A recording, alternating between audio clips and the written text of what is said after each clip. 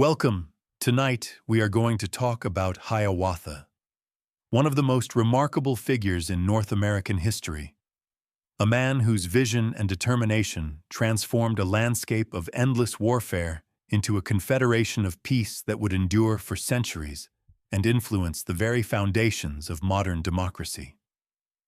His story is one of tragedy and triumph, of personal loss transmuted into collective hope, of the power of ideas to reshape the destiny of nations. As we journey through his life and times, let yourself relax into the flow of history, into a time when the forests of what is now upstate New York echoed with both the sounds of conflict and the promise of peace. The world before Hiawatha. To understand Hiawatha, we must first understand the world into which his vision emerged. In the centuries before his birth, the lands south of the Great Lakes and throughout what would become known as New York State were home to peoples of the Iroquoian language family. These were sophisticated societies with complex social structures, agricultural economies, and rich spiritual traditions. They lived in longhouses, cultivated the three sisters of corn, beans, and squash, and organized themselves into matrilineal clans where women held significant political and social power. But this was also a world consumed by violence. The various Iroquoian nations, despite their cultural and linguistic similarities, were locked in cycles of warfare that seemed to have no end. Blood feuds perpetuated themselves across generations. When a member of one nation killed a member of another, the victim's family was obligated to seek revenge, not necessarily against the killer, but against any member of the killer's nation. This system, often called the mourning war tradition, meant that each death demanded another death. Each act of violence spawned more violence in an endless spiral that consumed countless lives and created a climate of constant fear and suspicion. The major nations caught in this web of violence were the Mohawk, the Oneida, the Onondaga, the Cayuga, and the Seneca. Each occupied distinct territories, each had their own leaders and councils, and each viewed the others with suspicion and hostility. Villages were fortified with wooden palisades. Warriors were celebrated, but the constant warfare took a terrible toll on communities. Families were torn apart. Fields went untended during fighting seasons, and the spiritual and emotional burden of endless conflict weighed heavily on everyone. Into this world of violence and sorrow, sometime in the late 1400s or early 1500s, though the exact dates are lost to history, a child was born who would eventually be known as Hiawatha. The exact details of his birth and early life are shrouded in the mists of oral tradition, mixed with legend and spiritual significance. What we can say with confidence is that he was likely born among the Onondaga people, though some traditions hold he was Mohawk. He grew up in a world where warfare was as natural as the changing seasons, where the mourning war tradition shaped every aspect of life, where grief and loss were constant companions to every family. The man emerges. Hiawatha grew to manhood in this turbulent world. According to the oral traditions passed down through generations of Haudenosaunee people, he was a person of remarkable qualities even before his transformation into a peacemaker. He was said to be a skilled orator, blessed with the ability to move people with his words. He was a warrior who had proven himself in battle, earning respect from his people. He understood the ways of his world deeply, the protocols and traditions, the clan structures and spiritual beliefs that governed Iroquoian society. But he was also a man who had suffered deeply from the violence of his times. The oral traditions tell us that Hiawatha lost several daughters to the cycles of violence that consumed the nations. The exact circumstances vary in different versions of the story, but the central truth remains constant. He experienced profound personal grief, the kind of loss that breaks some people entirely. He fell into a deep depression, consumed by mourning, unable to find consolation in the traditional practices of his society. In his grief, Hiawatha wandered away from his people. He went into the forests, seeking solitude, perhaps seeking death, certainly seeking some meaning in a world that seemed to offer nothing but suffering. It was during this period of wandering and mourning that, according to tradition, he began to develop the practices and rituals that would later become central to the condolence ceremony, one of the most important rituals of the Haudenosaunee Confederacy. As Hiawatha wandered, he is said to have created strings of shell beads, what would later be called wampum. He arranged these beads in patterns and used them to help process his grief, to create a physical manifestation of his sorrow and his slowly emerging hope. He developed words and rituals that acknowledged pain while also opening a path forward from it. In his personal struggle with grief, he was inadvertently creating tools that would help entire nations move forward from their collective trauma.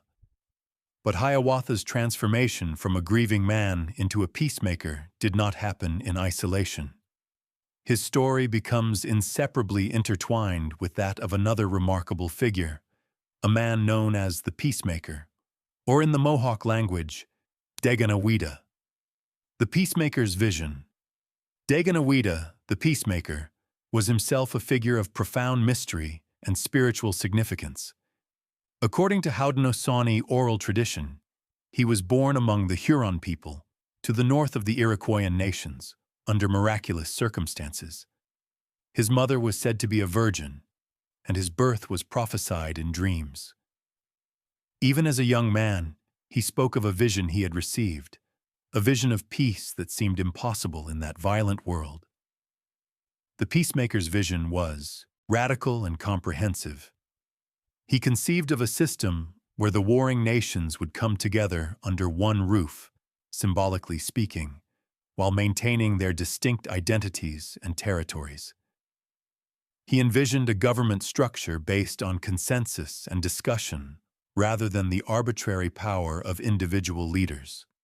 He saw a world where disputes would be settled through structured debate and the careful consideration of multiple perspectives, where the cycle of revenge killings would be replaced with rituals of condolence and forgiveness.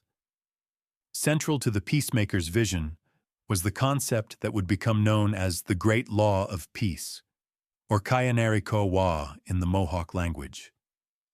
This was not merely a peace treaty in the modern sense, but a comprehensive constitution, a framework for government, a philosophy of social organization, and a spiritual commitment all woven together into one coherent system. The Peacemaker began traveling among the Iroquoian nations, sharing his vision, trying to convince people that another way was possible. But his message was met with skepticism, hostility, and outright violence. People had lived with warfare for so long that peace seemed not just impossible but undesirable. Warriors derived their status from combat. Families felt obligated to avenge their dead. The entire social and spiritual system seemed built around the mourning war tradition. Who was this stranger to tell them to abandon what they knew? Moreover, the Peacemaker faced a significant challenge in spreading his message. According to tradition, he had a speech impediment, perhaps a stutter or some other condition that made it difficult for him to speak clearly and persuasively to large groups. His vision was profound, but he struggled to communicate it effectively to the very people who most needed to hear it. It was during this difficult period of his mission that the Peacemaker encountered Hiawatha. The meeting that changed history. The meeting between the Peacemaker and Hiawatha was one of those pivotal moments in history where the right people come together at exactly the right time. Hiawatha, emerging from his period of grief and wandering, carrying with him the seeds of the condolence ceremony he had developed, encountered a man with a vision of peace, but without the means to effectively communicate it. The Peacemaker, for his part, found in Hiawatha someone who had the oratorical skills, the understanding of Iroquoian culture, the respect of the people, and most importantly, the deep personal understanding of grief that would be necessary to move nations forward from their trauma. The two men recognized in each other what was needed. The Peacemaker shared his vision with Hiawatha in its fullness, the comprehensive plan for uniting the nations under the great law of peace. Hiawatha, in turn, shared the rituals and words he had developed to help people process grief and move forward. Together, they created a synthesis that was more powerful than either could have achieved alone. According to tradition, the Peacemaker performed the condolence ceremony for Hiawatha, using the very rituals Hiawatha had developed, to help him finally move past his grief and transform it into purpose. This moment was crucial. It demonstrated that the tools Hiawatha had created actually worked, that it was possible to acknowledge tremendous pain while still choosing to embrace life and work toward a better future. It showed that personal healing and collective peace were not separate projects, but two aspects of the same fundamental transformation. From this point forward, Hiawatha became the voice of the Peacemaker's vision. He would be the one to speak to councils, to persuade skeptical leaders, to stand before hostile audiences and paint a picture of what could be. The Peacemaker would continue to guide the mission, to provide the spiritual and philosophical foundation, but it was Hiawatha who would carry the message to the people. Their first task was enormous. They needed to convince 5 nations, each suspicious of the others, each bound by tradition and blood feuds, each proud and independent, to come together in peace. They would need to overcome not just political resistance, but deep cultural and spiritual commitments to the mourning war tradition. They would need to offer people not just a vision of peace, but a practical framework for achieving it and maintaining it. The mission begins. Hiawatha and the Peacemaker decided to begin their mission with the Mohawk Nation, the easternmost of the 5 nations. The Mohawk, the keepers of the Eastern Door, as they would later be known, were formidable warriors with a fierce reputation. If they could be convinced to embrace peace, it would send a powerful message to the other nations. Arriving in Mohawk territory, Hiawatha requested an audience with the leadership. He stood before the council and began to speak. His words, as recorded in oral tradition and later written accounts, were carefully crafted to address both the practical and spiritual concerns of his audience. He did not simply denounce warfare or tell people that what they had been doing was wrong. Instead, he acknowledged their suffering, validated their grief, and then offered them a path forward. He spoke of how the mourning war tradition, while it seemed to honor the dead, actually perpetuated the very suffering it was meant to avenge. Each death in revenge spawned another death, another grieving family, another obligation for revenge. The cycle had no endpoint, no moment of resolution. Families would grieve forever, communities would live in fear forever, and the dead would remain unavenged forever because new deaths would always overshadow old ones. But, Hiawatha explained, there was another way. The Peacemaker's vision offered a system where grief could be acknowledged through ceremony rather than violence. The condolence ceremony would provide a formal, structured way to mourn the dead, to comfort the bereaved, to acknowledge loss without perpetuating the cycle of revenge. The great law of peace would create a framework where disputes could be settled through counsel and discussion, where the wisdom of many minds could be brought to bear on problems, where decisions would be made not by the strongest warrior, but by consensus among thoughtful leaders. Hiawatha spoke of the practical benefits of peace. Fields could be tended without interruption. Trade could flourish. Children could grow up without constant fear. The energy and resources currently devoted to warfare could be redirected toward building, creating, and prospering. But he also spoke of the spiritual dimensions. He spoke of how the Creator desired peace among peoples, how the natural world itself demonstrated harmony and balance, how human beings could choose to align themselves with these larger patterns rather than constantly working against them. The Mohawk leaders listened. They asked questions, raised objections, tested Hiawatha's arguments. This was not a quick or easy process. The discussions went on for days, perhaps weeks. But gradually, something shifted. The vision that Hiawatha articulated began to seem not just possible but desirable. The Mohawk leaders began to see how they could maintain their identity and pride while also participating in something larger than themselves. Finally, after extensive deliberation, the Mohawk agreed to accept the Great Law of Peace. They would be the first nation to join what would become the Haudenosaunee Confederacy. This was a tremendous achievement, but it was only the beginning. 4 more nations needed to be convinced, and each would present its own challenges. The Oneida joined the vision. Encouraged by their success with the Mohawk, Hiawatha and the Peacemaker traveled west to the Oneida Nation. The Oneida, the people of the Standing Stone, occupied the territory between the Mohawk and the Onondaga. They were in many ways caught between more powerful neighbors, frequently drawn into conflicts not of their own making. The Oneida proved more receptive to the message of peace than the Mohawk had been. Perhaps their position between larger powers made them more aware of the costs of constant warfare. Perhaps they recognized an opportunity to gain security and influence through a confederacy that they might not achieve through military might alone. Whatever the reasons, the Oneida councils engaged seriously with the vision that Hiawatha presented. Hiawatha's approach with the Oneida built on what he had learned with the Mohawk. He emphasized how the Confederacy would provide security through collective strength rather than through individual military prowess.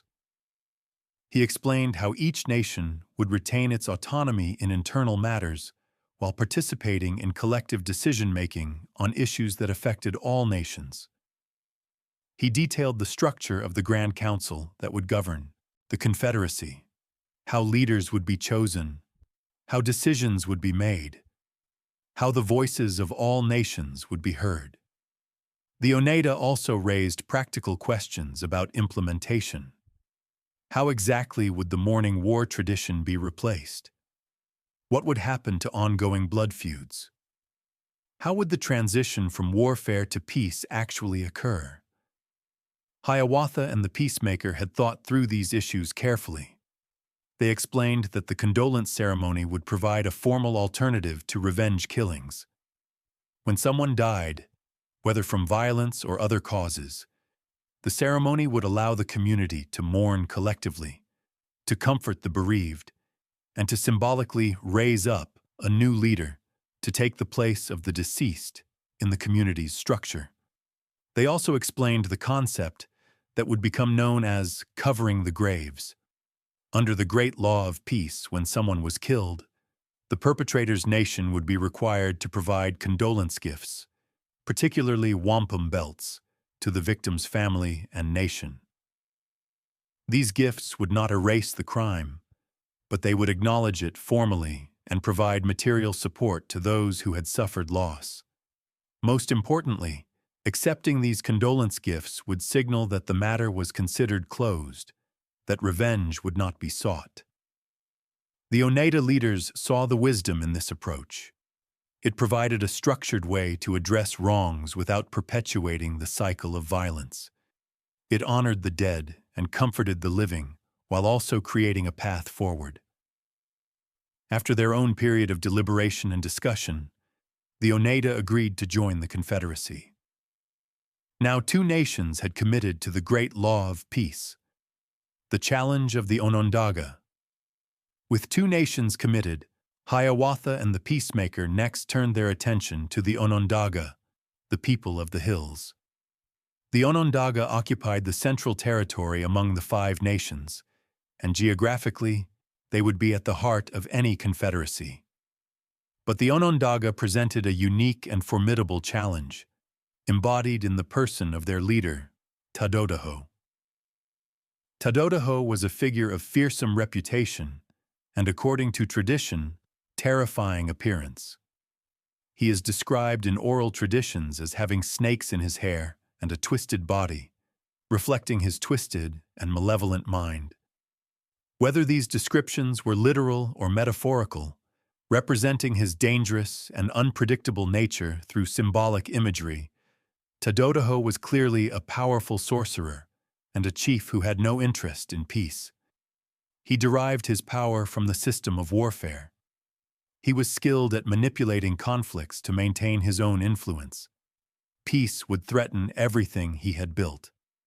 When Hiawatha and the Peacemaker came to the Onondaga with their message, Tadodaho was not just uninterested, he was actively hostile. According to the oral traditions, he used his spiritual powers against them, creating obstacles and dangers. Some versions of the story suggest that Tadodaho was responsible for the deaths of Hiawatha's remaining family members, using sorcery to kill them in order to discourage Hiawatha from pursuing the peace mission. If this is true, then Hiawatha faced an almost unbearable test. Here was the man who had already lost so much to violence, who had transformed his grief into a mission of peace, being struck again by personal tragedy, and this time at the hands of the very person he was trying to persuade to embrace that peace. It would have been understandable if Hiawatha had abandoned the mission, or if he had called for revenge against Tadodaho, returning to the very cycle of violence he was trying to end. But Hiawatha did not abandon the mission. Whether through the strength of his belief in the Peacemaker's vision, or through the depth of his commitment to ending the cycle of violence, or through some combination of factors that we can only imagine, Hiawatha persisted. He continued to advocate for peace even in the face of personal tragedy, demonstrating through his own actions that it was possible to choose a different path.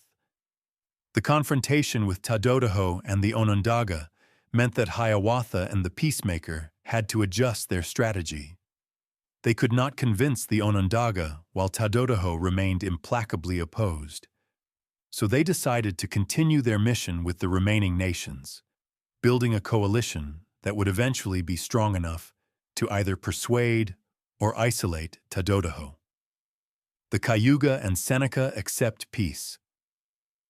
The mission continued westward to the Cayuga and Seneca nations. The Cayuga, the people of the Great Swamp, occupied territory to the west of the Onondaga. The Seneca, the people of the Great Hill and the largest of the five nations, held the westernmost territories and would become known as the Keepers of the Western Door. By the time Hiawatha reached these nations, he carried with him the credibility of having already convinced two nations to join the Confederacy. The Mohawk and Oneida's commitment to peace was itself a powerful argument. It showed that the vision was not just theoretical, but something that real people and real nations were willing to embrace. It demonstrated that traditional enemies could find common ground. The Cayuga and Seneca each had their own concerns and questions, but the fundamental case for peace was becoming stronger with each nation that joined. The benefits of collective security, structured dispute resolution, and ended bloodshed became clearer as the outline of the Confederacy took shape. Hiawatha, now experienced in presenting the vision, was able to address specific concerns and paint a detailed picture of how the Confederacy would function. Both the Cayuga and the Seneca, after their own deliberations, agreed to accept the great law of peace. Now 4 of the 5 nations were committed. Only the Onondaga, under Tadodaho's leadership, remained outside the emerging Confederacy. and their position at the center of the five nations' territories meant that the Confederacy would remain incomplete and vulnerable without them.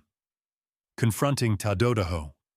With four nations united, Hiawatha and the Peacemaker returned to the Onondaga. This time, they came not as lone advocates but as representatives of a powerful coalition. The balance of power had shifted. Tadodaho could no longer simply dismiss the peace vision as the impractical dream of a few idealists. It had become a reality that was reshaping the political landscape around him. The oral traditions suggest that what followed was a complex negotiation. Hiawatha and the Peacemaker offered Tadodaho something extraordinary. If he would accept the great law of peace and bring the Onondaga into the Confederacy, he would be given a position of great honor. The Onondaga, because of their central geographic location, would host the Grand Council Fire.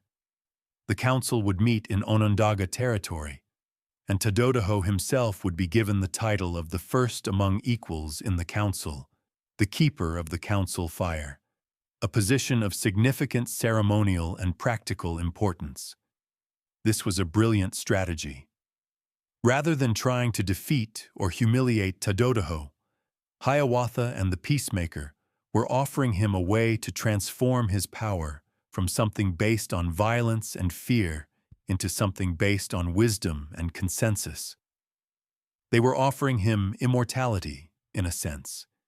His name, Tadodaho, would become a title passed down through generations, always held by an Onondaga leader, always associated with the Grand Council. But the offer came with conditions.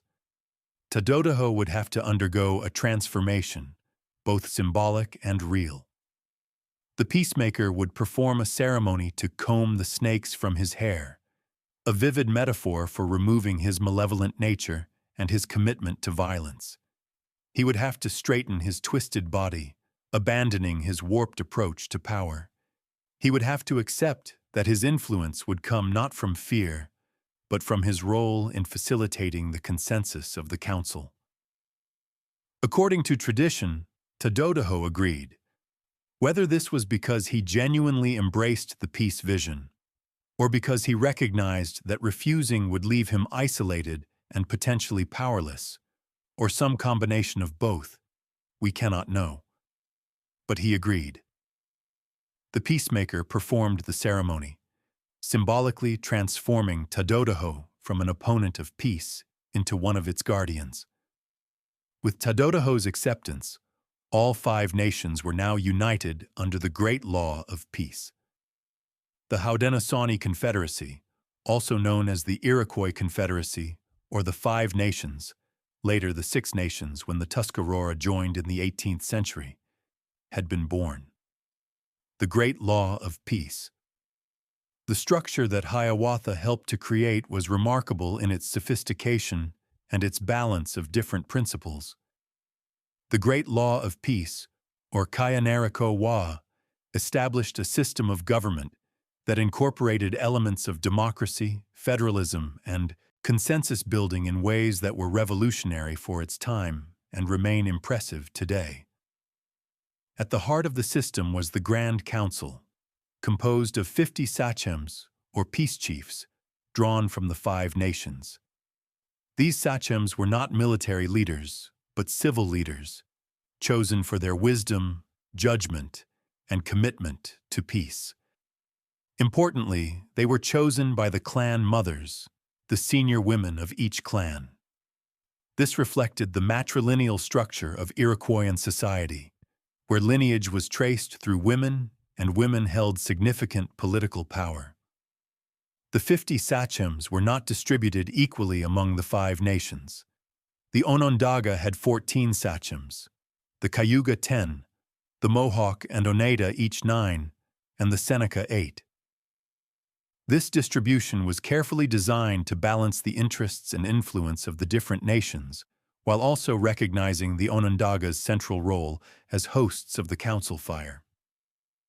Decisions in the Grand Council required consensus.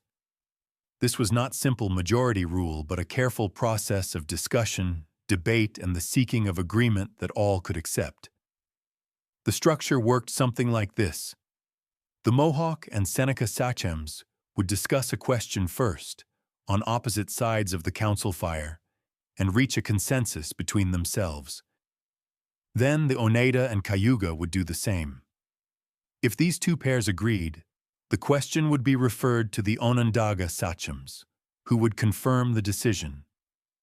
If the Mohawk-Seneca side and the Oneida-Cayuga side disagreed, the Onondaga would mediate and help facilitate continued discussion until consensus could be reached. This process was designed to ensure that no decision was made hastily, that all perspectives were heard, and that the final decision truly reflected the will of the Confederacy as a whole. It gave each nation a voice, while also providing a mechanism for resolving disagreements. The Great Law also specified the relationship between the Confederacy and the individual nations. Each nation retained complete autonomy over its internal affairs. The Confederacy made decisions only on matters that affected the security and interests of all nations collectively. Warfare, peace treaties, relationships with outside peoples, and major disputes between nations. This federal structure allowed for unity on important matters while preserving the distinct identities and self-governance of each nation. The system also included provisions for removing sachems who failed to live up to their responsibilities. If a sachem proved to be corrupt, incompetent, or violent, he could be deposed through a formal process initiated by the clan mothers. This accountability mechanism helped ensure that leaders remained true to the principles of the Great Law. Central to the entire system was the Tree of Peace, a powerful symbol that Hiawatha and the Peacemaker used to represent the Confederacy. They spoke of planting a great white pine, its roots spreading in 4 directions, representing the spread of peace. At its top would sit an eagle, watching for threats and warning the Confederacy of danger. Under the tree, weapons of war would be buried, symbolizing the commitment to peace.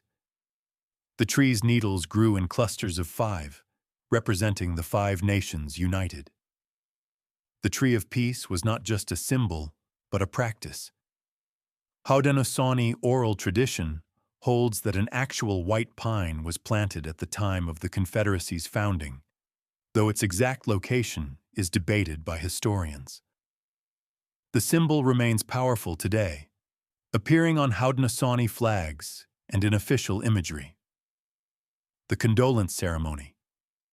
While the political structure of the Confederacy was important, equally crucial was the condolence ceremony that Hiawatha had developed during his period of grief and that he and the Peacemaker incorporated into the fabric of the Confederacy. This ceremony became one of the most important rituals of Haudenosaunee life, performed whenever a sachem died and needed to be replaced, and in various forms whenever the nations needed to address grief and loss. The condolence ceremony typically followed a structured pattern that lasted several days. It began with representatives from the nations traveling to the grieving nation, bringing wampum belts and strings that represented different aspects of condolence. As they approached, they would sing the roll call of the chiefs, reciting the names of the original 50 sachems who had founded the Confederacy, connecting the present moment to the founding and reminding everyone of their shared commitment to peace. Upon arrival, the condoling nation would perform a series of ritual actions, each accompanied by the presentation of wampum. They would symbolically wipe the tears from the eyes of the grieving, clear the obstructions from their throats so they could speak, and clean their ears so they could hear. These were physical metaphors for helping people move through grief. They would acknowledge the depth of the loss, while also gently bringing the grieving back into relationship with the living community. The ceremony would include the formal raising up of a new sachem to take the place of the deceased. This succession was not just about filling a political position, but about maintaining the continuity of the Confederacy, ensuring that the great law continued to be upheld, and demonstrating that life went on even after loss. Throughout the ceremony, wampum played a central role. These carefully crafted belts and strings of shell beads were not just decorative, but mnemonic devices, recording the words and commitments being made. Different patterns represented different concepts and agreements. The giving and receiving of wampum sealed promises and demonstrated the sincerity of the participants. The condolence ceremony showed Hiawatha's deep understanding of human psychology and social dynamics. He recognized that people cannot simply be told to stop grieving or to forget their losses. Grief must be acknowledged, must be given space and time and formal recognition. But grief must also not be allowed to become an excuse for perpetuating violence. The ceremony provided a structured way to honor the dead and comfort the living, while also firmly directing everyone toward life and toward maintaining the peace that the dead would have wanted. This ritual, born from Hiawatha's personal tragedy, became a cornerstone of Haudenosaunee culture and one of the practical mechanisms that allowed the Confederacy to endure. Every time grief threatened to break the peace, every time loss tempted people back toward the mourning war tradition, the condolence ceremony offered an alternative, a way to acknowledge pain while choosing peace. Hiawatha's later life and death. Having accomplished the monumental task of uniting the five nations, Hiawatha's role in the traditional narratives becomes less prominent. Unlike the Peacemaker, who continued to guide the Confederacy and whose spiritual teachings remained central, Hiawatha, having served as the voice and active agent of the peace mission, steps back from the historical record. Some oral traditions suggest that Hiawatha, his work completed, went into a period of retirement or withdrawal. He had given everything to the peace mission, had transformed his personal tragedy into collective benefit, had used his gifts of oratory and persuasion to reshape the political landscape of his entire world. Perhaps he needed rest, time to live quietly after years of intense effort and conflict. Other traditions suggest that Hiawatha took on a role within the new Confederacy government, perhaps as one of the original sachems, though his specific position is not clearly defined in most versions of the oral history. What seems clear is that once the Confederacy was established and the Grand Council was functioning, the need for Hiawatha's particular skills as a persuader and organizer was less acute.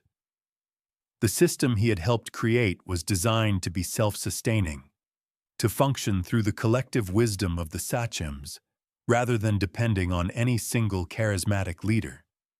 The circumstances and timing of Hiawatha's death are not recorded in detail in the oral traditions.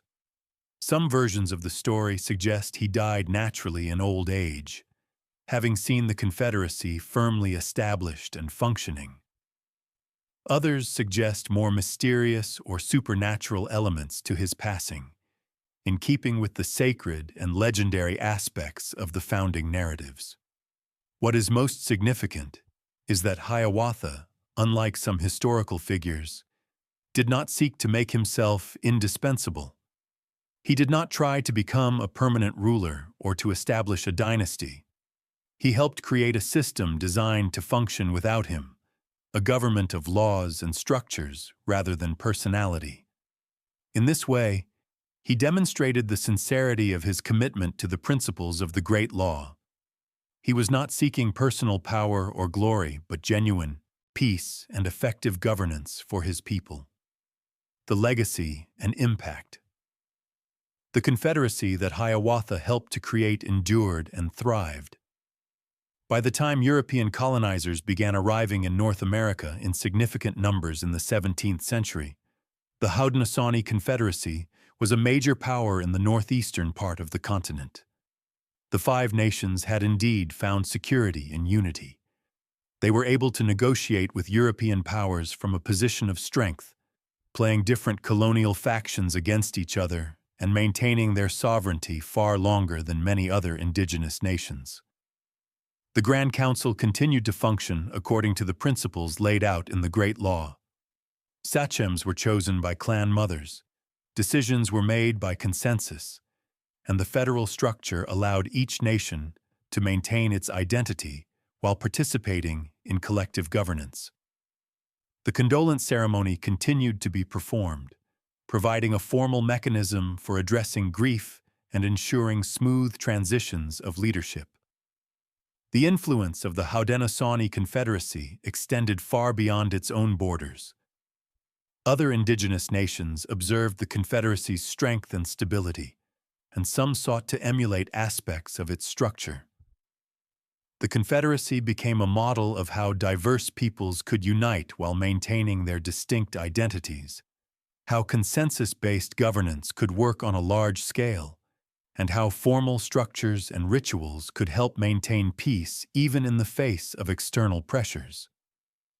Perhaps most remarkably, the Haudenosaunee Confederacy's structure and principles influenced the development of democratic government in what would become the United States.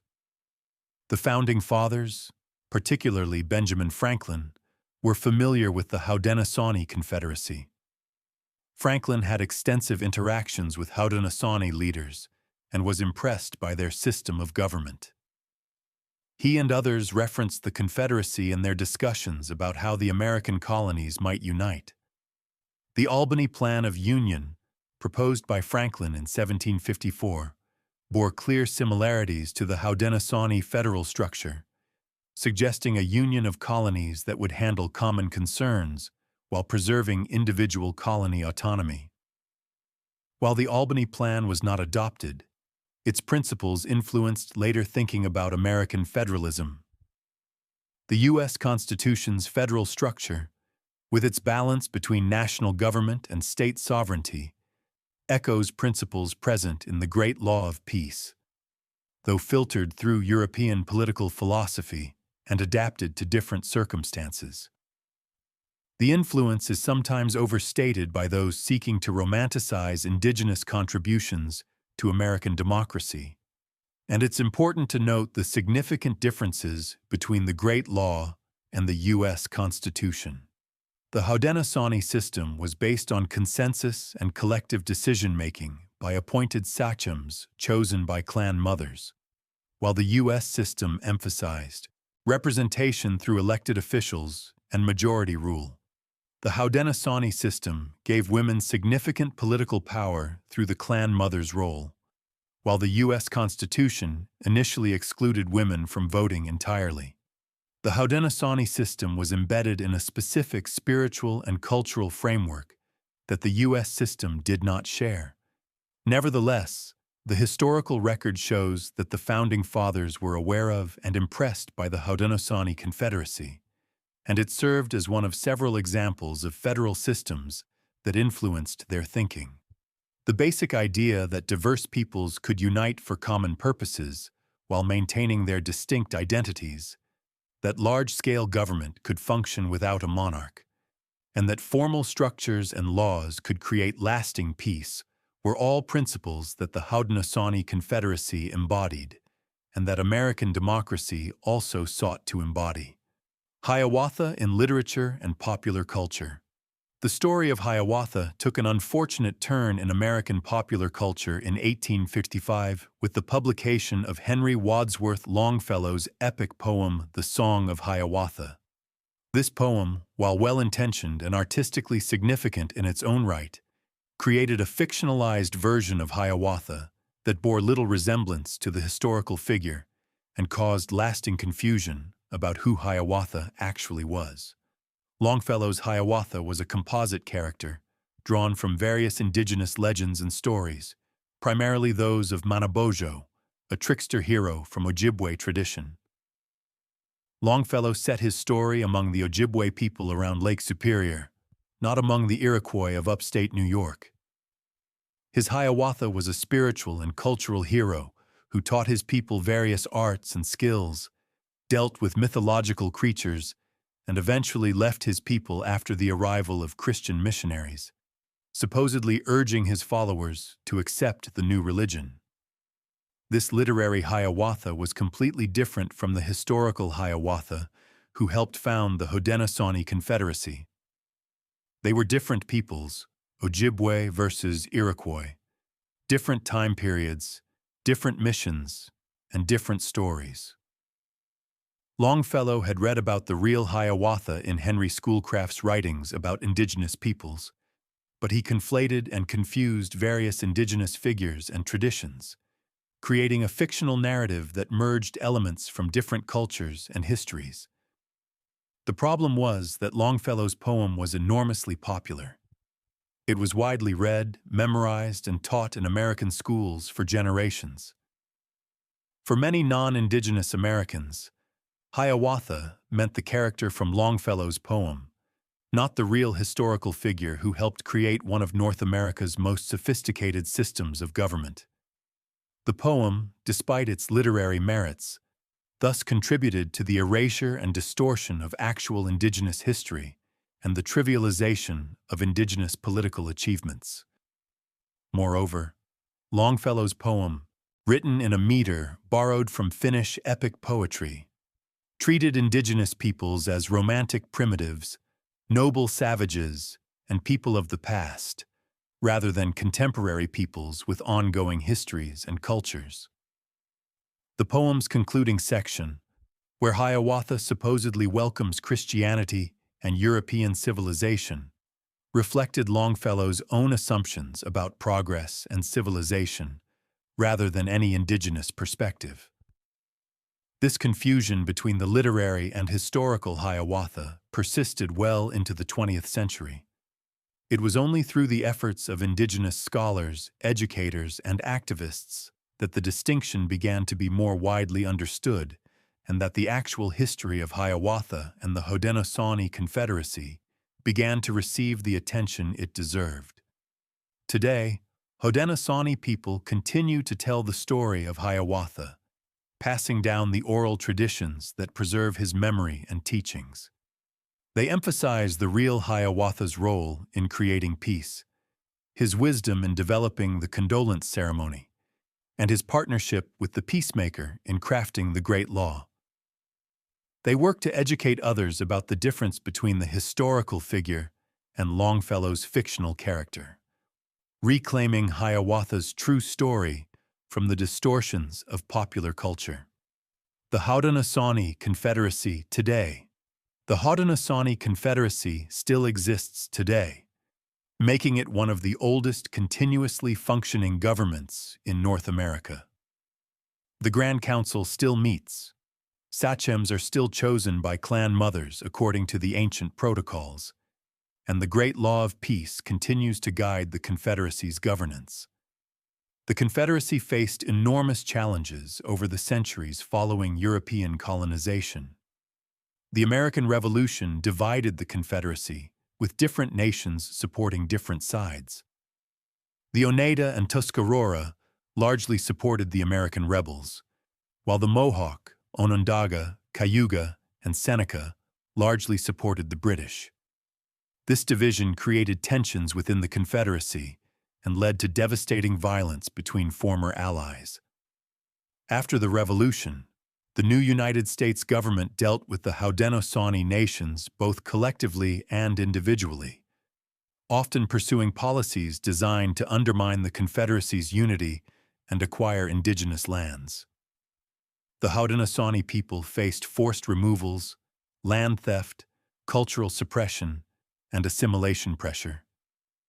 Their traditional territories were reduced to a small fraction of their original size, divided among various reservations in New York, Wisconsin, Oklahoma, and Ontario. Despite all of this, the Confederacy endured. The Grand Council continued to meet, maintaining the traditions and structures that Hiawatha had helped to create centuries earlier. The condolence ceremony continued to be performed, ensuring the continuity of leadership and reinforcing the principles of peace and unity. The sachems continued to be chosen by clan mothers, preserving the matrilineal, political traditions of Haudenosaunee society.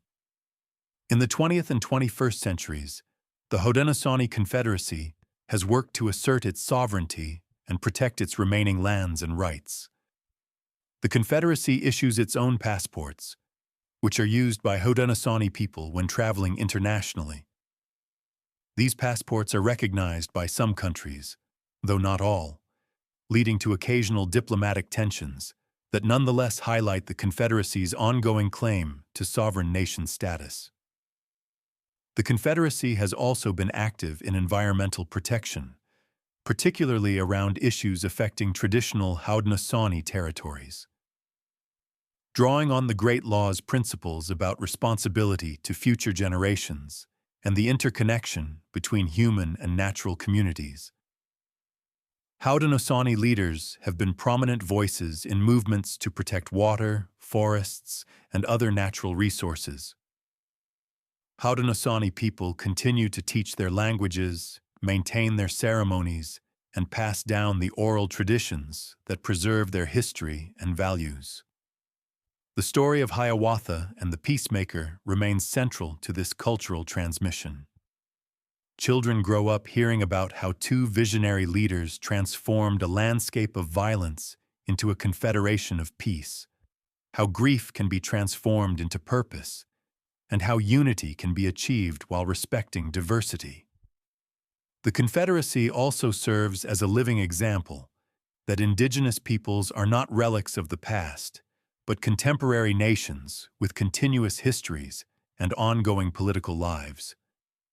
The same governmental structures that Hiawatha helped to create continue to function, adapted to modern circumstances, but rooted in ancient principles. The Grand Council still meets in Onondaga territory, still makes decisions by consensus, still upholds the great law of peace. Lessons from Hiawatha's life. As we reflect on Hiawatha's life and legacy, several themes emerge that remain relevant across centuries and cultures. These are not simple moral lessons, but complex truths about human nature, social organization, and the possibilities for transformation that Hiawatha's story illuminates. First is the power of personal transformation through grief. Hiawatha did not simply overcome his grief or forget his losses. Instead, he transformed his grief into something productive, using his own experience of loss to develop rituals and practices that could help others. He demonstrated that even the most profound suffering can become the foundation for helping others, that personal tragedy need not lead only to bitterness or despair, but can be transmuted into compassion and purpose. This transformation was not instantaneous or easy. Hiawatha wandered in grief for some time before beginning to develop the condolence ceremony. He needed space to feel his loss, to process it, to sit with it. Only through that difficult process could he begin to find meaning and purpose. His story reminds us that healing from trauma is not about quick fixes or positive thinking, but about honest engagement with pain and the gradual discovery of paths forward. Second is the importance of partnership and collaboration. Hiawatha and the Peacemaker needed each other. Neither could have accomplished the founding of the Confederacy alone. The Peacemaker had the vision, but needed Hiawatha's voice and cultural credibility. Hiawatha had the skills and understanding, but needed the Peacemaker's comprehensive vision and spiritual authority. Their partnership shows that great achievements typically require diverse gifts and perspectives working in harmony.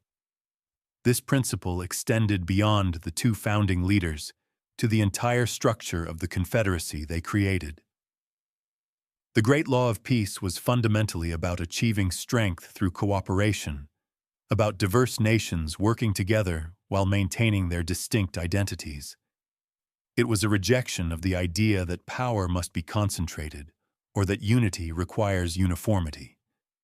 Instead, It showed that true strength comes from bringing different perspectives and gifts together in a structured, respectful framework. Third is the power of structured alternatives to violence. Hiawatha and the Peacemaker did not simply denounce violence or appeal to people's better nature.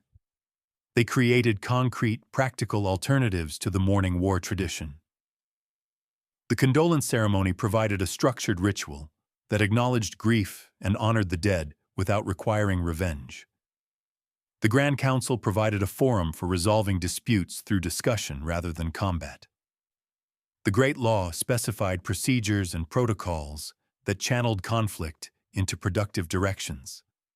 This shows the importance of addressing not just attitudes, but also practices and structures. People were trapped in cycles of violence, not primarily because they were evil or irrational, but because they were embedded in a system that seemed to require violence, that honored revenge, and offered no alternatives. By creating new structures and rituals, Hiawatha and the Peacemaker changed what was possible, changed what people could imagine, and ultimately changed how people behaved. Fourth is the value of consensus and inclusive decision-making. The Great Law of Peace's emphasis on consensus was not merely a nice idea, but a practical necessity for maintaining a confederation of diverse, proud nations. By requiring genuine agreement rather than simple majority rule, by ensuring that all perspectives were heard and addressed, the system built lasting commitment to collective decisions. This approach was slower and more cumbersome than rule by a single leader or simple majority vote, but it produced decisions that were more legitimate, more sustainable, and more reflective of the genuine will of the people. It recognized that the goal was not just to make decisions, but to make decisions that people would actually support and follow through on. Fifth is the importance of balancing unity and diversity. The Haudenosaunee Confederacy did not require the 5 nations to give up their distinct identities, languages, or internal governance. Instead, it created a framework where diversity was preserved within unity, where each nation remained itself while also participating in something larger. This balance is difficult to achieve and maintain. There are always pressures toward either fragmentation or homogenization. But the Confederacy's structure, with its careful distribution of responsibilities between the collective and the individual nations, showed that it was possible to be both distinct and united, to maintain particular identities while also embracing a common project. Hiawatha's psychological and spiritual insights. Beyond his political achievements, Hiawatha demonstrated deep insights into human psychology and spiritual development that remain profound today. His journey from personal tragedy to collective transformation involved working through layers of grief, anger, and despair to find renewed purpose and connection. This journey was not just personal, but became a template for others. The condolence ceremony that Hiawatha developed showed remarkable psychological sophistication. It recognized that grief has both psychological and social dimensions. Individuals need to process their emotions, but they also need their community to acknowledge their loss and help them reintegrate into normal life.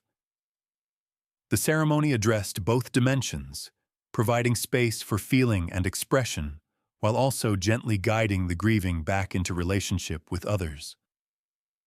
The ceremony's structure reflected an understanding that grief affects people holistically. The symbolic actions of clearing the eyes, throat, and ears recognized that grief clouds perception, chokes off expression, and deafens us to others' voices. These metaphors captured something true about how grief functions psychologically, how it can narrow our awareness and cut us off from connection. The emphasis on raising up a successor to the deceased showed an understanding that communities need continuity and that honoring the dead includes ensuring that their roles and responsibilities are carried forward. This was not about forgetting the deceased or moving on too quickly, but about ensuring that the community could continue to function, which is itself a way of honoring those who had been part of that community.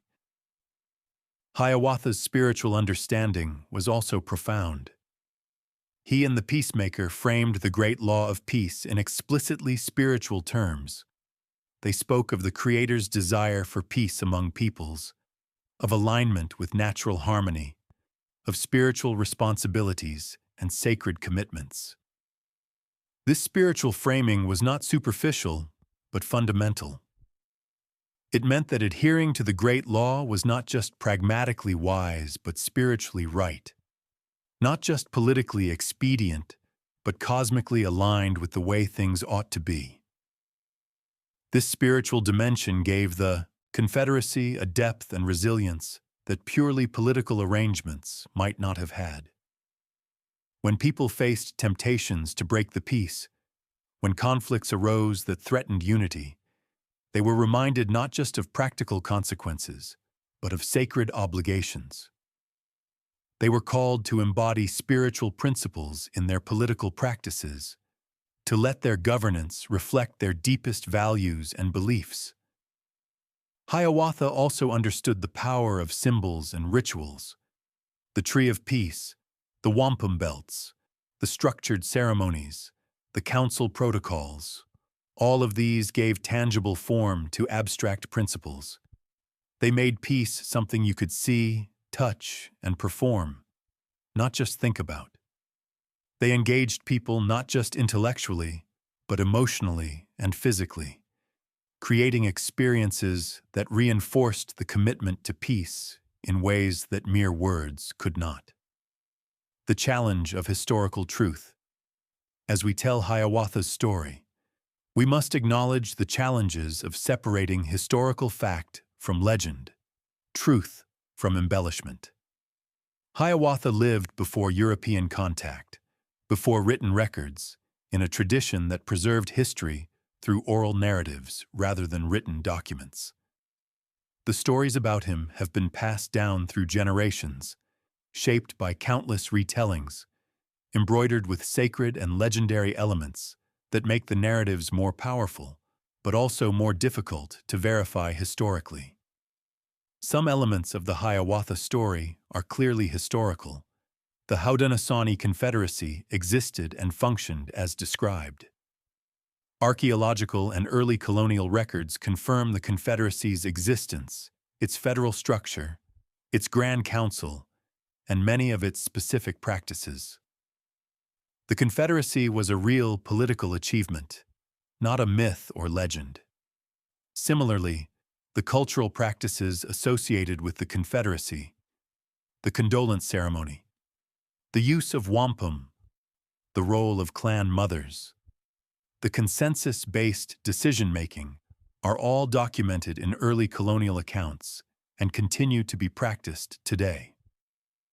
These aspects of Haudenosaunee political life are historical facts, but the specific biographical details about Hiawatha himself are less certain. Did he really lose multiple daughters to violence? Did Tadodaho really use sorcery against him? Did the founding of the Confederacy really follow the specific sequence described in oral tradition?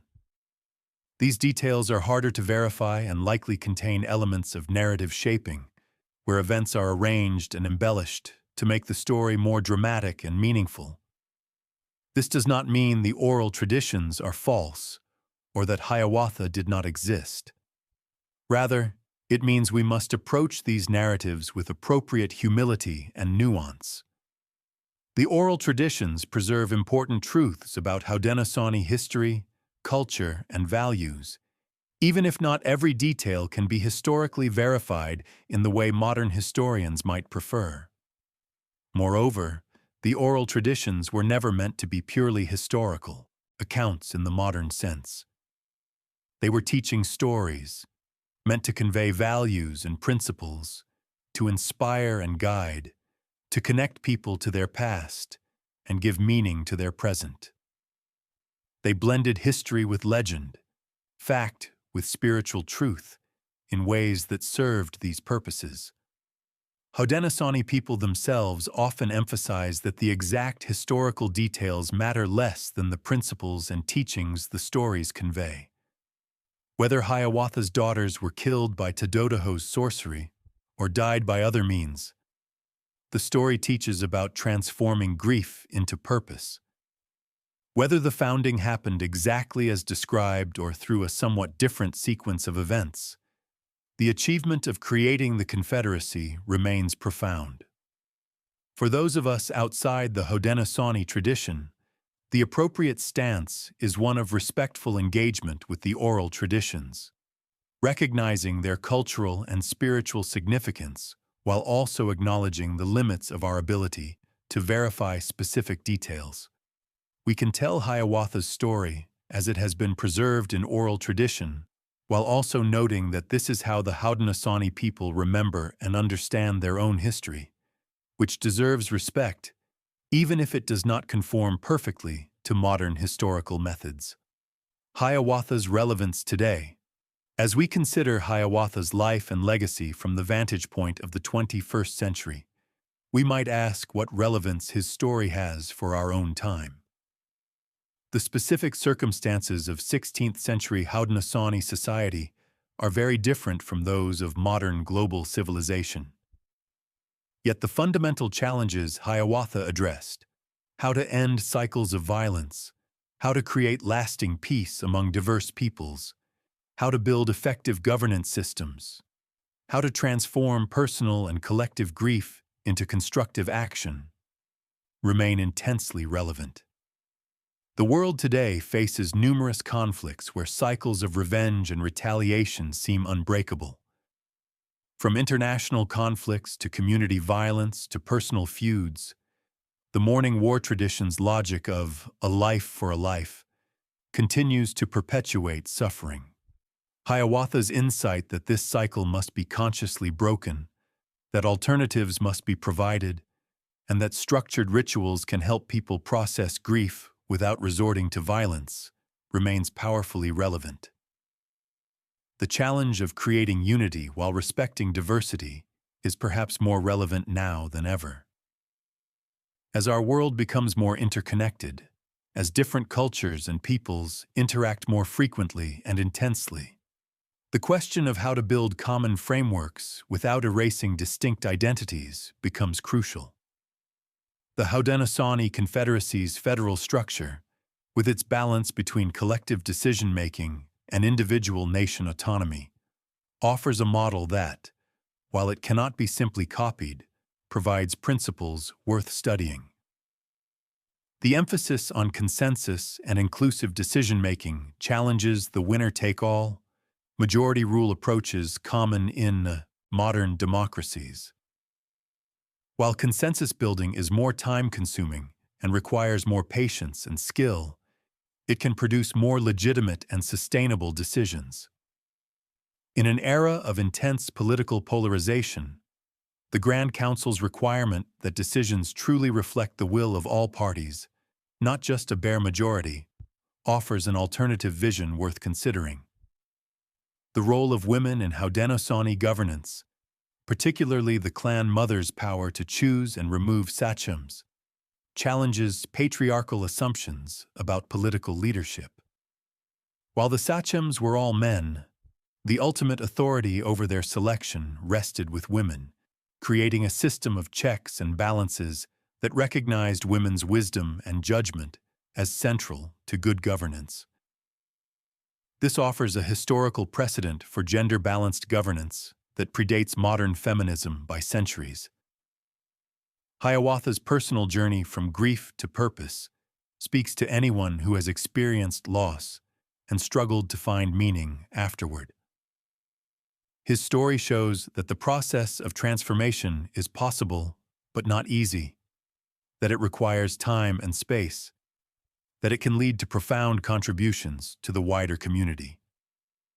In a culture that often expects people to get over grief quickly and move on, Hiawatha's example of sitting with grief, processing it deeply, and gradually finding new purpose offers a more humane and ultimately more effective approach. The spiritual and ethical framing of governance in the Great Law of Peace also offers a contrast to modern tendencies toward purely pragmatic or interest-based politics. The idea that governance should reflect sacred principles, that political decisions have spiritual dimensions, that leaders have obligations not just to current constituents, but to future generations and to the natural world. These principles challenge narrow, short-term thinking and call for a more holistic approach to political life. The art of peacemaking. One of Hiawatha's most important legacies is the demonstration that peacemaking is an art and a skill, not just a sentiment or wish. He and the Peacemaker did not simply want peace. They created a comprehensive system to achieve and maintain it. This required tremendous creativity, political skill, cultural insight, and persistence. They had to understand what motivated people, what they valued, what they feared. They had to address both practical concerns and spiritual or emotional needs. They had to create structures that would work in practice, not just in theory. They had to be willing to negotiate, to make concessions, to find ways to give people what they needed, to feel secure and respected within the new system. The transformation of Tadodaho is a perfect example of this art. Rather than trying to defeat or destroy their most powerful opponent, Hiawatha and the Peacemaker found a way to transform him into a supporter. They offered him honor and influence within the new system, making it in his interest to embrace peace rather than continue opposing it. They used ceremony and ritual to mark his transformation, creating a public moment of change that both he and others could recognize and remember. This approach required tremendous courage and wisdom. It would have been understandable if Hiawatha, having lost so much to Tadodaho's opposition, had wanted revenge. It would have been easier to simply try to isolate or destroy such a powerful opponent. But Hiawatha and the Peacemaker understood that lasting peace required including even former enemies, finding ways to address their concerns and give them stake in the new system. The careful attention to ceremony and symbol also showed sophisticated understanding of how social and political change happens. The tree of peace, the burial of weapons beneath it, the combing of snakes from Tadodaho's hair. These symbolic acts marked the transition from war to peace in ways that mere political agreements could not. They engaged people's imaginations and emotions, creating shared experiences and memories that reinforced the commitment to peace. The development of wampum as a diplomatic tool showed similar creativity.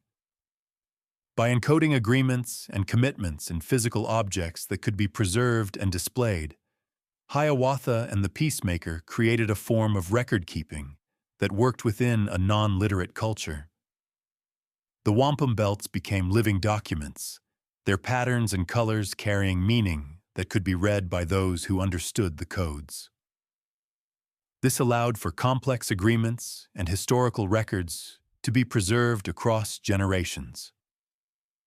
Hiawatha and the Peacemaker. A perfect partnership. Throughout this narrative, we have seen how Hiawatha's story is inseparable from that of the Peacemaker. Their partnership was the engine that drove the founding of the Confederacy. Understanding their complementary roles helps us appreciate the full complexity of what they achieved. The Peacemaker provided the vision. He conceived of the great law of peace in its fullness, the comprehensive system that would unite the nations. He provided the spiritual and philosophical framework, the principles that would guide the Confederacy. He was the visionary, the prophet, the one who could see beyond the current reality to imagine something radically different. Hiawatha provided the voice and the practical implementation. He translated the Peacemaker's vision into terms that people could understand and accept. He addressed specific concerns, negotiated with skeptical leaders, built coalitions, and persisted through opposition and setbacks. He was the organizer, the persuader, the one who could turn vision into reality. Neither could have succeeded without the other. The Peacemaker's vision might have remained an abstract ideal, known only to himself, without Hiawatha to communicate it. Hiawatha's skills might have been deployed in service of lesser goals, without the Peacemaker's comprehensive vision to guide them. Their partnership also modeled the kind of collaboration that the Confederacy itself would require. Just as Hiawatha and the Peacemaker brought different gifts and worked together toward a common goal, the 5 nations would need to do the same. Just as neither leader sought to dominate the other or take sole credit for their achievement, the nations would need to check impulses toward dominance and embrace true partnership. The fact that both figures are remembered and honored in Haudenosaunee tradition, that neither is elevated above the other, shows the success of this model of collaborative leadership. In a culture that might have celebrated individual warriors and heroes, the founding story instead celebrates partnership, mutual respect, and complementary gifts working in harmony. The living tradition. As we draw this narrative toward its close, it's important to emphasize that Hiawatha's story is not just history, but living tradition. The Haudenosaunee people continue to tell his story, to perform the condolence ceremony he helped develop, to organize their political life according to the great law he helped establish. His legacy is not a museum piece, but an active force shaping how people live today. Every time the Grand Council meets, it is following protocols established in Hiawatha's time. Every time a sachem is raised up through the condolence ceremony, those participating are performing rituals that evolved from Hiawatha's own experience of grief. Every time the clan mothers exercise their authority to choose leaders, they are embodying principles that Hiawatha helped articulate. Every time disputes are resolved through discussion and consensus rather than violence, the spirit of the great law is being honored. Haudenosaunee children growing up today learn about Hiawatha as part of their cultural education. They learn the stories in their own languages: Mohawk, Oneida, Onondaga, Cayuga, Seneca, or Tuscarora. They learn not just the facts of what he did, but the principles he embodied. They learn about the importance of transforming grief into purpose, of working for collective good, of maintaining peace across differences, of respecting the wisdom of their ancestors while also taking responsibility for the present and future. The oral traditions continue to evolve and be reinterpreted by each generation. The core stories remain consistent, but different tellers emphasize different aspects, draw out different meanings, connect the old stories to contemporary challenges. This is not corruption of the tradition, but its natural life, its continuation as a living force rather than a fixed text. Haudenosaunee artists, writers, and educators work to share Hiawatha's story with wider audiences, often in the face of the confusion created by Longfellow's poem and other distortions. They work to reclaim their own history, to tell it in their own voices, to ensure that Hiawatha is understood as the real historical and spiritual figure he was, rather than the fictional character created by outsiders. This work of cultural preservation and transmission is itself a continuation of Hiawatha's legacy. He worked to transform his society, to create new structures and practices that would serve his people for generations. Those who continue to preserve and honor his memory, who keep the traditions alive and pass them to the next generation, are doing the same kind of work in their own time. Reflections on a life well lived. As we come to the end of this exploration of Hiawatha's life and legacy, we might pause to reflect on what constitutes a life well lived, what it means to leave a meaningful legacy. By any measure, Hiawatha's life was extraordinary in its impact. He faced profound personal tragedy, but transformed it into collective benefit. He experienced the worst that the morning war tradition had to offer, losing those he loved to the cycles of violence. But instead of perpetuating that violence, he dedicated himself to ending it. He took his own experience of grief and created from it rituals and practices that would help countless others process their own losses without resorting to revenge. He used his gifts of oratory and persuasion not for personal gain, but in service of a larger vision. He could have used his skills to advance himself, to become a powerful warrior or leader within the existing system. Instead, he dedicated himself to fundamentally transforming that system, to creating something new that would serve the common good. He worked in partnership rather than seeking individual glory. He recognized that he needed the Peacemaker's vision, just as the Peacemaker needed his voice. He was willing to be second, to be the voice of another's vision, because he understood that the vision was more important than personal recognition. Yet his humility did not mean he was passive or subordinate. He was an active co-creator of the Confederacy, bringing his own contributions and insights to the project. He created structures and systems that outlasted him.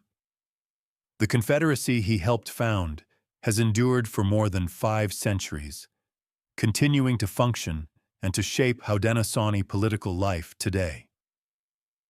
The condolence ceremony he developed continues to be performed. The principles he advocated continue to guide his people. This is perhaps the ultimate measure of a life well lived, not momentary fame or acclaim, but lasting positive impact that continues long after death. He demonstrated that peace is possible even in the most unpromising circumstances. When he began his work, the 5 nations had been at war for generations. The violence seemed endless and inevitable. People could not imagine any alternative. Yet through vision, persistence, creativity, and courage, he and the Peacemaker showed that another way was possible. They did not simply hope for peace. They built it piece by piece, conversation by conversation, nation by nation. He showed that grief and loss, while terrible, need not be the end of the story. They can be, if we choose, the beginning of a new chapter, the foundation for work that helps others, the seed from which new growth emerges. This is not to minimize the pain of loss, or to suggest that grief is somehow good.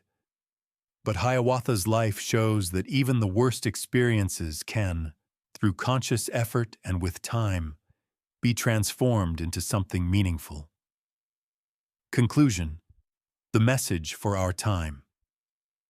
As we close this exploration of Hiawatha's life, as you prepare to drift into sleep or contemplation, carrying with you the images and ideas from this story, consider what message his life might hold for us today, in our own time, facing our own challenges. Perhaps the most fundamental message is that transformation is possible. The world Hiawatha was born into seemed fixed in its patterns of violence. People assumed that warfare was simply the way things were, that the morning war tradition was an inevitable part of life. They could not imagine a different system. Yet within one lifetime, everything changed. 5 nations that had been mortal enemies for generations came together in peace.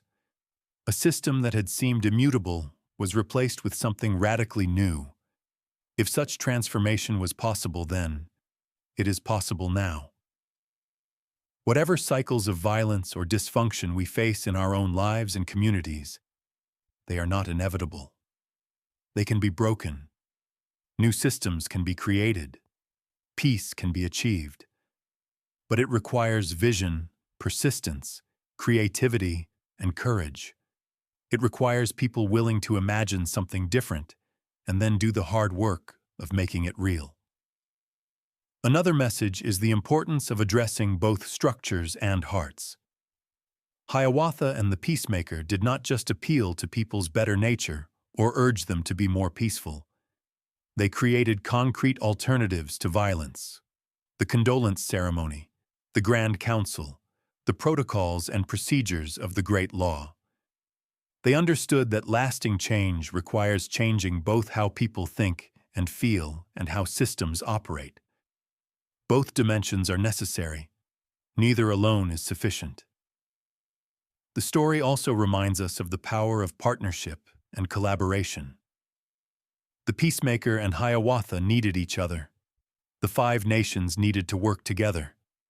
True strength comes not from isolation or domination, but from bringing different gifts and perspectives together in respectful, structured cooperation. In our own time, when individualism and competition are often celebrated, Hiawatha's story reminds us of the power of collective action and mutual support. The emphasis on consensus and inclusive decision-making offers a challenge to our often polarized political culture. What if we took seriously the idea that good decisions require genuine agreement from all affected parties, not just a bare majority? What if we invested the time and effort to truly listen to different perspectives and seek solutions that address everyone's concerns? It would be slower and more difficult, but it might produce better, more lasting results.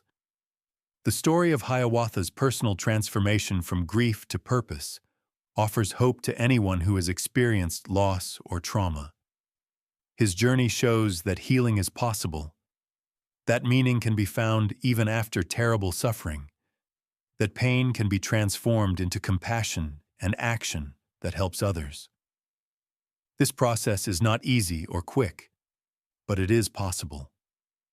And sometimes, it is through our deepest wounds that we find our most important work. Finally, Hiawatha's legacy reminds us of the importance of thinking long-term, of considering the impact of our actions on future generations. The Haudenosaunee Great Law explicitly speaks of considering the welfare of the 7th generation to come, ensuring that decisions made today will not harm those who will live far in the future. In our own time, when so much of politics and culture focuses on immediate gratification and short-term gain, this long-term perspective is more important than ever. As you carry these thoughts and images with you into rest, let yourself appreciate the profound achievement that Hiawatha represents. Let yourself feel the possibilities that his story opens up, the possibility of transformation, of peace, of systems that serve human flourishing, of grief transmuted into purpose, of diverse peoples united while maintaining their distinct identities. Let yourself rest in the knowledge that change is possible, that dedicated individuals working together can reshape the world, that the cycles of violence and dysfunction that seem so permanent can indeed be broken. Hiawatha lived hundreds of years ago, in a specific time and place, facing specific challenges.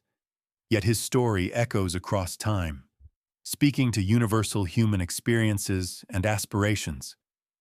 His legacy continues, not just in the Haudenosaunee Confederacy that still functions according to the principles he helped establish, but in the inspiration his story provides to all who hear it, in the proof it offers that ordinary people facing extraordinary challenges can, through vision and persistence, create lasting change. Rest now and carry with you the peaceful vision that Hiawatha helped to make real, a vision of nations living together in mutual respect, of grief acknowledged and honored without perpetuating violence, of systems of governance based on consensus and wisdom rather than force, of human beings choosing peace over war, life over death, hope over despair. In his story, we find both a remarkable historical achievement and a perpetual reminder of what human beings, at their best, can accomplish. Welcome to the peace that Hiawatha helped to create. Welcome to the possibility of transformation that his life embodies. Welcome to rest, to reflection, to the calm that comes from knowing that even in the darkest times, there are people who work for light, who build rather than destroy, who turn suffering into service. May his example inspire, his story, comfort, and his legacy continue to shape our world toward peace, justice, and mutual flourishing for all peoples. Good night, and may you rest in peace.